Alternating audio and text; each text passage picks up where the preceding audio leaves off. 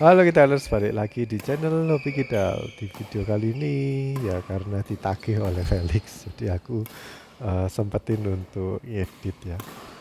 Di video kali ini ada temennya Felix dan Felix jarang datang ya karena kesibukan sekolah.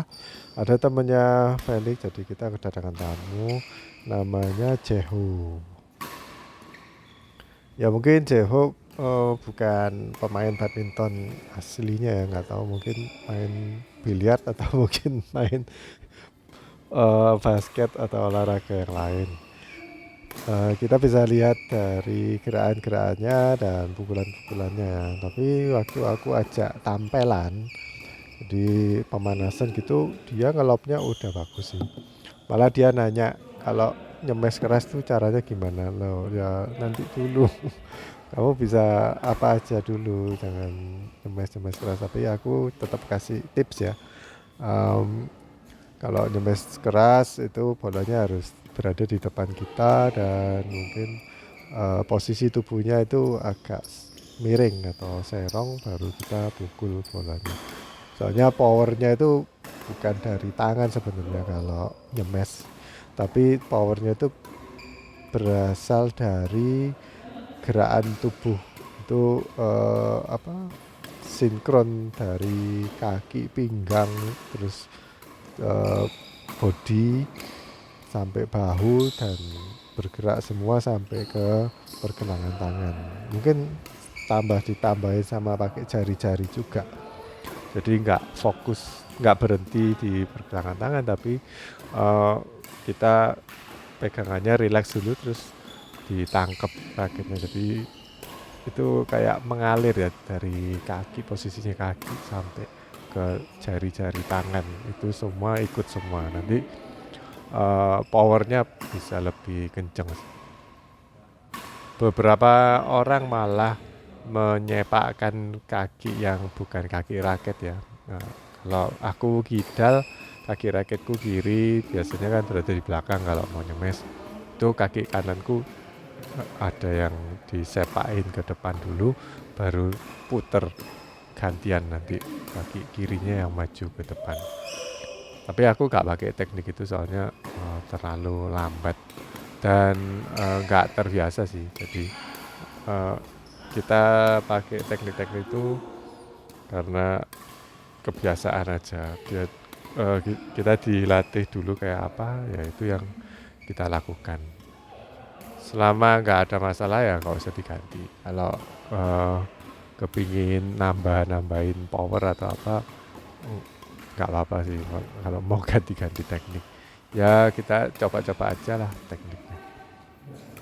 Oke, jadi di video ini aku sama Dito mungkin di awal-awal udah ngerti ya. Oh ternyata temennya Felix nggak bisa main, jadi kita nggak nggak main cepet terus nggak main kayak semes-semes keras gitu. Nanti kasihan Felix. Di sini aku ingin kasih tips buat Felix ya. Tips gendong pemula badminton. Jadi mungkin Felix baru pertama kali ya gendong pemain yang pemula gitu. Nah tipsnya bagaimana? Yang pertama, caranya kita bisa menang gimana ya? Nggak bisa, harus direlakan. Apalagi kalau lawannya itu bukan pemula ya, jadi mungkin agak sulit. Meskipun kamu menang itu mungkin karena lawannya ogah-ogahan main atau terlalu banyak bermain-main, jadinya kalian bisa menang. Tapi kemungkinan besar pasti kalah. Yang pertama, tips buat kamu, fokus ke temenmu. Kalau diincer ya udah gak apa-apa, biarin dia itu kayak jadi belajar mandiri, belajar mukul, belajar cara mengembalikan bola. Terus kamu nggak usah kayak serobot-serobot ya, ini ya, ada bolanya di dekatnya dia mau mukul terus kamu serobot. Nah itu nanti bikin apa ya, bukan trauma tapi nanti merasa gak dibutuhin, jadi dia tambah kayak males ngejar-ngejar bola gitu. Terus sesekali bolehlah kita kasih kayak tips atau pengarahan gitu. Di mana dia harus berdiri, terus mungkin ada sedikit kayak di order ya. Misalkan ada bola dari kita itu lambung, kan jaganya kiri kanan ya. Itu biasanya pemain yang pemula masih belum tahu harus jaga di mana, jadi kita harus kayak kasih perintah ke dia, jaga sana atau tunjuk aja, biasanya kita tunjuk biar dia nempati tempat yang kita mau gitu. Kayak itu loh, tukang parkir. Kalau kita nggak kepingin parkir tapi tukang parkirnya itu nuding-nuding tempat yang kosong. Padahal kita nggak mau parkir situ, cuma lewat aja. Jadi semacam kayak gitu ya. Jadi temennya disuruh nempatin di mana, kita tuding aja. Atau bolehlah di awal-awal kita bilangin, kamu fokus ke jaga depan ya. Jadi biar aku yang cover di belakang. Ya seberapa bisa, sepengetahuannya dia jaga depan itu seperti apa ya udah biarin aja, karena dia memang nggak seberapa ngerti ya tugasnya pemain depan itu apa. Dan kalau aku ya sebagai lawan itu aku kadang juga bilang-bilangin, juga ngasih tips ke lawanku ya. Aneh ya, lawan kok ngajari lawannya, nanti lawannya pinter kalah loh. Jadi kalau ada yang pemula, aku kepingin mereka itu juga bisa bermain badminton lebih bagus gitu. Jadi aku kadang kasih tips juga buat mereka. Ya mungkin agak jahat ya, soalnya aku sengaja kasih bola ke sana, terus dia nggak bisa, terus aku kasih kayak pengarahan. Ini kamu tadi servisnya kejauhan, makanya kamu nggak bisa ambil. Jadi servisnya kan tadi nggak bisa dikembalikan kan. Soalnya kamu jaganya kejauhan. Soalnya aku taruh di depanmu, nggak bisa kamu ambil. Nah, jahat ya. Jadi biar dia itu belajar dari kesalahannya dia. Jadi lain kali dia siap di tempat yang lebih strategis untuk bisa ngambil servisan. Paling enggak return service yang pertama itu harus bisa lah. Kalau enggak ya bakal mati-mati terus, apalagi kalau main pakai sistem rally. Lalu buat Felix ya, ini kalau dapat bola kamu mau ngelob, lob yang lebih tinggi aja. Jangan nanggung. Kalau nanggung nanti partnermu itu jadi nggak seberapa siap, karena dia kan masih mikir dulu, ini aku harus jaga mana, depan atau kiri kanan gitu. Nah itu kalau kita kembalikannya tinggi kan otomatis lawan tuh nggak bisa terbang kan untuk mengembalikan bola. Jadi lawan pasti nunggu bolanya turun dulu baru bisa mengembalikan bola. Jadi ada waktu untuk temenmu itu berpikir, atau kamu kasih perintah harus jaga mana gitu. Ada waktu dia buat memproses itu. Lalu kamu juga gak boleh ini sering-sering nyemes, apalagi nyemes keras ya. Soalnya kalau kamu nyemes keras dan lawannya bisa mengembalikan, sedangkan partnermu nggak ngerti harus cover di daerah mana atau daerah di depanmu, itu nanti kamu sendiri yang kewalahan. Soalnya habis nyemes keras kamu mau lari ke depan nggak bisa. Jadi kecuali kalau kamu memang terlatih untuk itu ya, habis nyemes keras terus bisa lari ambil di depan kayak atlet gitu ya gak apa-apa. Tapi kalau aku rekomendasi buat temen-temen sih nggak nggak usah nyemes keras, mending smash biasa aja atau mungkin pakai stick smash yang pakai volley aja, mungkin setengah drop shot juga gak apa-apa. Yang penting naruh-naruh bola di ruang yang kosong, jangan ke orangnya. Nanti sama lawan, kadang itu lawan nggak, tujuannya mungkin nggak nyerang partnermu ya, tapi memang lawannya nggak bisa ngembaliin ke arah lain, jadi ditempatin ke daerahnya partnermu dan partnermu nggak bisa ambil, jadi nanti mati. Makanya mending kita tempatin ke ruang-ruang yang kosong, ya setidaknya jauh dari lawan. Memang agak sulit kalau kalian kurang presisi pukulannya ya. ya naruh di pojok-pojok atau di mana gitu. Yang penting jangan ditaruh di dekatnya lawannya berada di situ, kamu tempatin di sekitarnya dia, jadi kayak terlalu enteng buat mereka. Tapi ada ini satu trik ya. Kalau mau nempatin di dekatnya lawan, tempatin di tengah-tengahnya mereka. Jadi kayak diadu gitu. Biar mereka bingung siapa yang mau ngambil. Yang bagus juga di dekat depannya ada garis T. Jadi ditempatin di tengah itu lawan jadi bingung. Ya kadang-kadang lawannya yang udah bisa main terus kan kayak ngefur ya. Jadi pukulannya itu biasanya dia smash bolanya kayak gini di depannya net tanggung terus mau di smash. Tapi mereka pasti berubah pikiran soalnya kasihan gitu. Nah kita manfaatin aja, kalau kadang-kadang ngasih bola-bola tanggung nggak apa-apa. Nanti memanfaatkan kesalahannya lawan. Kalau kita ngasih ngelop-ngelop aja main yang normal kayak biasa ya, nggak level-level yang harus smash, harus tipis, harus apa. Kita kasih lob-lob aja kayak main banyakin rally gitu nggak apa-apa. Jadi yang nggak bisa main tuh juga bisa dapat bola lah. Jangan dihindari terus atau malah diserang terus. Oh iya, mengenai kita main lob-lob ya, kalau bisa waktu kamu gendong lobnya lebih dipanjangin lagi. Jadi lebih tinggi dan lebih panjang sampai deket garis mau out. Itu mungkin awal-awal kalau kalian nggak terbiasa pasti banyak outnya ya. Tapi kalau kalian udah bisa bagus, jadi bolanya sampai belakang banget, terus tinggi juga, itu namanya lob serang.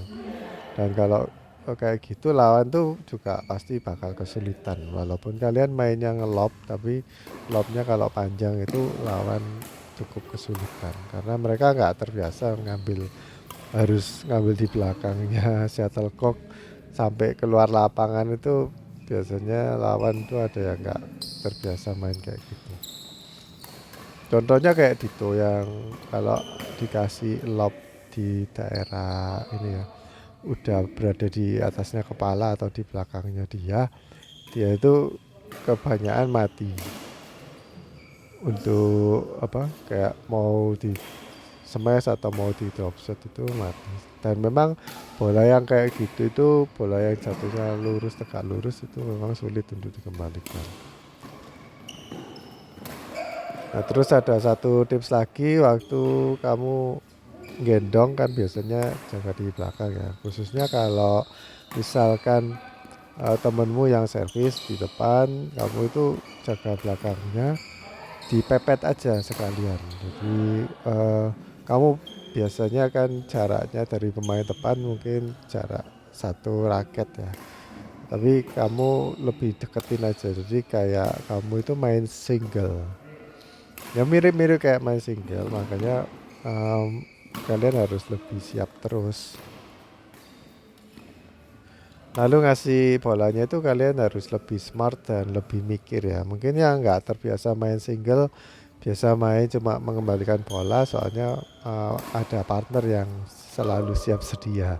Tapi kalau kamu biasa main single, itu pasti mikirnya beda. Kamu pasti mikir, abis ini aku mesti berdiri di mana dan aku bisa mengembalikan nggak kalau misalkan lawanku ngasih di daerah sana. Jadi setiap ada bola yang kita arahkan ke lawan, kita itu harus udah ngerti resikonya dan antisipasinya itu apa. Jadi kayak kamu itu main catur ya. Kalau aku gerakin kuda ke daerah sini, nanti aku bakal dimakan sama siapa. Oh, ini bisa nggak ya ditaruh di sini. Nah itu kita terapin juga di badminton. Jadi kalau aku maksa untuk ngelob ternyata tanggung, sedangkan aku nanti harus balik soalnya aku harus cover jeho. Nah itu kalau kalian gagal mikir kayak gitu, cuman pokoknya kembali aja, nanti bakal lawan smash di silangannya, kamu mati soalnya Jeho juga nggak bisa berbuat banyak gitu. Jadi kayak opsi-opsinya misalkan Felix dikasih kayak backhand, mending nggak di backhand lagi atau nggak di backhand lob, tapi dikasih kayak backhand net, atau mungkin backhand netnya itu bukan silang atau bukan lurus, tapi ditaruh di tengah. Itu daerah aman. Kayaknya cuman pemain single yang main kayak gitu. Jadi kalian sering lihat atlet main single, coba pelajari bagaimana dia itu naruh bola kalau kepepet, posisinya sudah agak sulit untuk kembali ke posisi netral ya. Itu kebanyakan mereka bakal buangnya ke tengah. Dan kalau di tengah itu keunggulannya lawan itu mau ngasih ke pojokan kiri, pojokan kanan itu jadi lebih sulit. Tapi kalau kalian naruhnya di silangan banget itu nanti ngocakin kamunya juga lebih gampang buat mereka, dan kamu yang lebih sulit. Jadi sebaiknya kamu tempatin ke tengah-tengah di depannya garis T itu lebih banyak. Dan kalau kalian ini kan diterapin di double, dan partnermu kan yang nggak bisa main berada di depannya garis T toh. Jadi misalkan kamu tempatin ke depan garis T-nya lawan, terus lawannya itu kaget dan ngasih bola gak tanggung, diharapkan temenmu yang cuma jaga di tengah depan bisa serobot atau smash gitu. Jadi ada bisa bantuin kamu juga. Jadi banyak keunggulannya kalau kalian naruh di depan, di depannya garis T. Cuman kalau kalian terapin ke lawan yang bagus mainnya dan kamu nggak dalam posisi gendong ya, jadi lawan tuh lebih rajin dan lebih lebih cekatan, itu nanti kamu mati kalau sering ditempatin di tengah-tengah. Soalnya uh, lawan yang bagus nanti bakal net kill dan kamu nanti cepat mati. Ini kan keadaan khusus ya kalau kamu gendong dan sedangkan lawannya juga have mercy atau sedang baik, jadi nggak nyerangnya itu dikurangin, biasanya sih gitu. Ya seperti yang aku tadi bilang, kamu nggak usah berharap menang, tapi paling nggak kalaupun kalah itu nggak jauh-jauh aman, nggak sampai kayak 21-0, 21-2, tapi bisa nyusul. Apalagi kalau kalian main rally gitu kan, kesalahannya lawan poin buat kamu kan. Jadi manfaatin aja, banyain cari-cari kesalahannya lawan. Jadi misalkan aku jadi Felix ya, aku lihat Dito itu kalau dikasih backhand banyak matinya, terus banyak ngasih drop shot.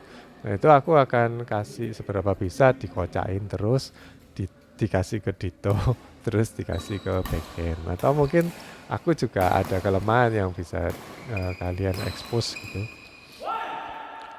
Terus ya manfaatin aja atau dieksploitasi gitu. Contohnya ya kalau lawan aku Felix mungkin bisa kasih kayak di belakang terus ke depan terus main cepet langsung disemes ke badan, itu mungkin aku refleksnya kurang, jadi nanti bisa dapetin poin dari kesalahannya aku atau kesalahannya lawan. Coba fokus ke daerah situ-situ aja terus, atau mungkin ke backhandnya lawan tuh lebih sering. Kalau lawannya nggak seberapa bagus main backhandnya ya, jadi kita lebih sering nempatin ke arah sana. Kadang tapi ini mungkin Felix udah panik duluan ya, jadi aduh aku gimana ya caranya bisa tenang mikiri gitu terus, tapi lupa strateginya harus apa.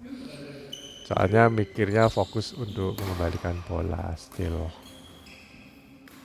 Tapi aku lihat Felix juga bisa ngajarin Jeho juga beberapa tips mengenai footwork atau bagaimana caranya siap, caranya ngambil gripnya bagaimana. Terus ada satu tips lagi yang kalian mungkin nggak boleh lupa, kalau ngasih pelajaran buat anak yang pemula, jangan banyak-banyak. Jadi mungkin 3 atau 4 topik aja, terus itu diulang-ulang terus. Daripada kalian ngajarin 20 topik tapi cuman sekali-sekali, ini bakal lupa apa yang kamu udah ajarin. Mungkin di game kali ini kalian ngajarin footworknya, bagaimana cara ngambil bola di depan gitu. Nanti di game berikutnya footwork caranya ngambil bola di samping, terus sama benerin gripnya, udah gitu aja. Jadi dalam satu sesi nggak usah terlalu banyak teknik atau pembelajaran gitu. Aku lihat Jeho juga mulai banyak belajar ya. Dari 2 kali game gitu dia udah kayak niru pemain-pemain di lapangan sebelah juga. Oke guys, sampai jumpa di video berikutnya. Videonya udah berakhir. Senang bisa ketemu banyak teman. Sampai jumpa di video berikutnya. Semoga tambah maju permainanmu. Dadah.